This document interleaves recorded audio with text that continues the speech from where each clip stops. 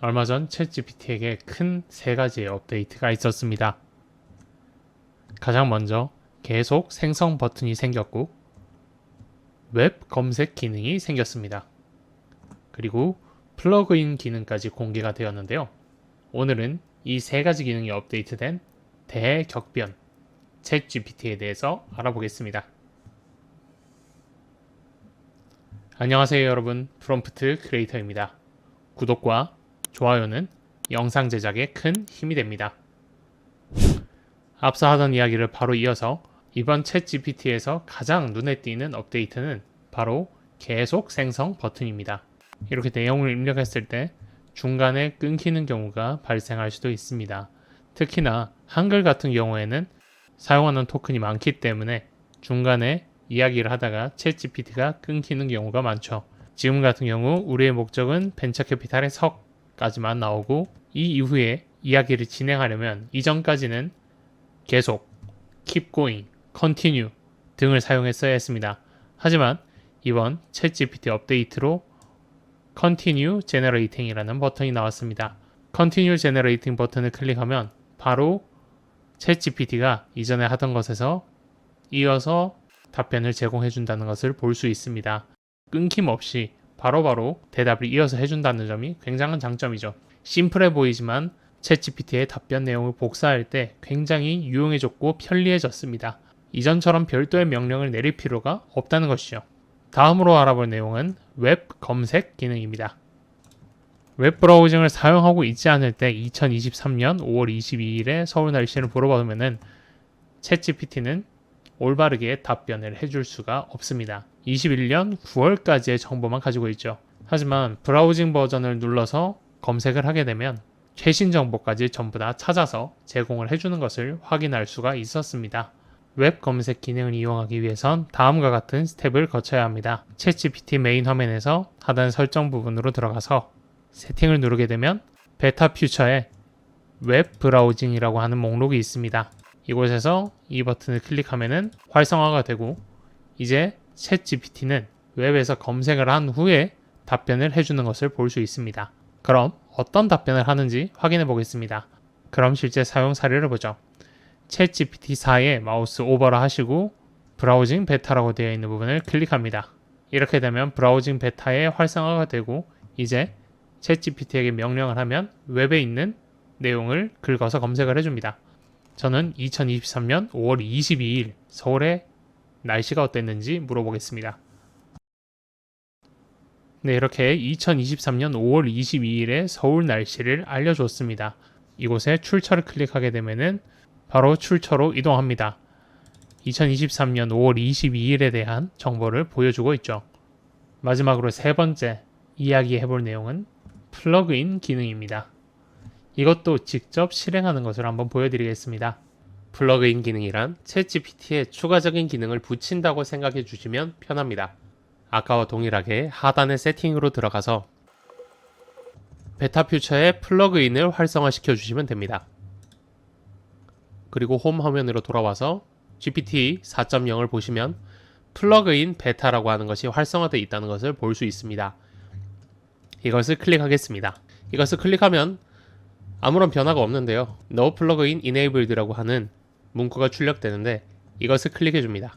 그러면 플러그인 스토어가 나오는데요.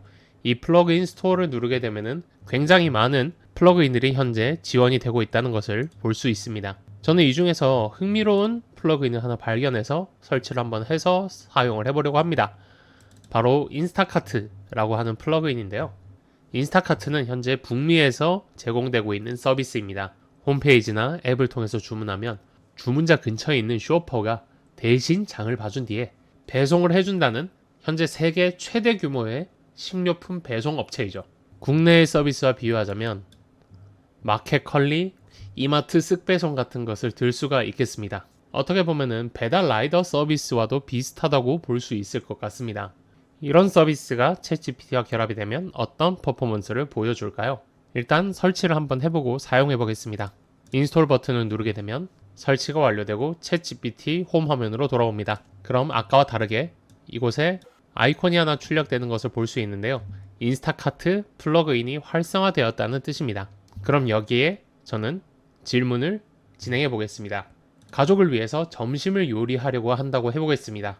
저는 파스타 중에서 하나를 만들고 싶은데 파스타 메뉴도 추천해 달라고 해보고 그 재료를 배달해 달라고도 해보겠습니다. 이렇게 정리하고 저는 4인 가족으로 가정하고 국내에서 서비스하지 않고 북미에서만 서비스를 하기 때문에 이곳에 가상의 주소를 넣고 진행해 보겠습니다. 지금 여기 보이시는 주소는 구글 본사 주소입니다. 인스타카트를 사용하실 수 있는 지역에서 살고 계신 분이라면 자신의 집 주소를 이곳에 입력하시면 될 것 같습니다. 그럼 바로 질문을 시작해 보겠습니다. 제가 요리를 한다고 하니까 이렇게 메뉴를 추천해 줬네요. 클래식한 볼로네제 스파게티를 요리해 보는 건 어떻겠느냐. 그리고 이곳에 들어가는 재료를 전부 다 정리를 해줬습니다. 마지막으로 인스타카트를 통해서 식제품들을 배달하기를 원하는지를 묻고 있네요. 예스라고 해보겠습니다. 예스를 치게 되면 인스타카트를 사용한다는 문구가 나옵니다. 그리고 다음과 같은 링크를 하나 출력해 줬는데요. 클릭을 한번 해보겠습니다. 네, 이렇게 인스타카트의 홈페이지로 이동이 됩니다. 저는 아무것도 하지 않았는데 벌써 제 인스타카트에 8개의 아이템이 들어가 있네요. 추천해준 아이템들을 보면은 전반적으로 모든 재료들을 다 설명을 해주고 있는 것을 볼 수 있습니다. 챗GPT가 추천해준 볼로네제 스파게티에 대해서 식료품들을 나열해주고 있습니다. 사용자가 할 것은 그냥 로그인을 하고 주문 버튼을 누르는 것입니다. 이게 어떤 부분이 대단하냐고 생각하실 수도 있지만 저희가 식료품을 주문할 때 어떤 스텝을 거치는지를 한번 보죠. 똑같이 볼로네제 스파게티를 만든다고 했을 때 가장 먼저 저희는 볼로네제 스파게티 면을 사야 합니다. 그러면 면류로 들어가서 파스타면을 클릭한 후에 이 중에서 맞는 파스타면을 찾아서 장바구니로 넣어야 하죠. 파스타면을 하나 산 겁니다. 그리고 양파와 마늘을 사기 위해서 양파도 카트에 집어넣어야 하고 마늘도 카트에 별도로 집어넣어야 합니다. 없는 재료에 대해서 모든 것들을 다 직접 하나하나씩 재료를 장바구니에 집어넣어야 한다는 거죠.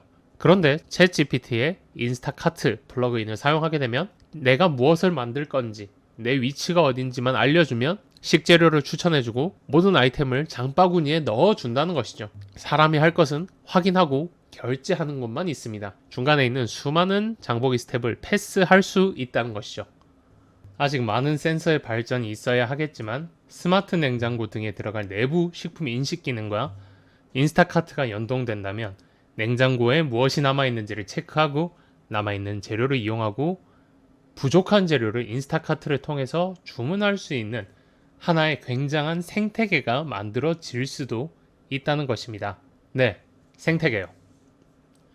지금 보시는 플러그인은 앞으로 차세대 먹거리를 위한 AI 생태계 전쟁이 본격화되었다는 것을 뜻하기도 합니다. 앞서 웹 검색보다도 플러그인 기능은 확장성이 뛰어나기 때문에 현재 수많은 기업들이 앞다퉈 접근하고 있습니다. 바로 챗 GPT의 생태계로 말이죠.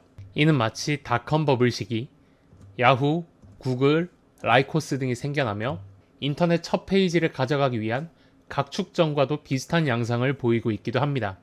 현재 가장 빠른 움직임을 보여주고 있는 것은 마이크로소프트인데요. 얼마 전 개발자 공식 블로그에서 챗GPT와 뉴빙의 검색을 연동할 것이라는 이야기도 함께 전달해 줬습니다. 빙과 챗GPT의 결합. 이렇게 되면 초거대 AI가 등장할 수 있는 가능성이 생기는 건데요. 이전 닷컴 버블 때도 여러 선발주자와 대기업이 있었지만 현재 남은 것은 구글뿐이라는 것을 봤을 때 아직 누가 AI 기준이 될 것인지에 대해서는 지켜봐야 할 것 같습니다. 오늘 드릴 설명은 여기까지입니다. 긴 시간 함께 해주셔서 감사합니다.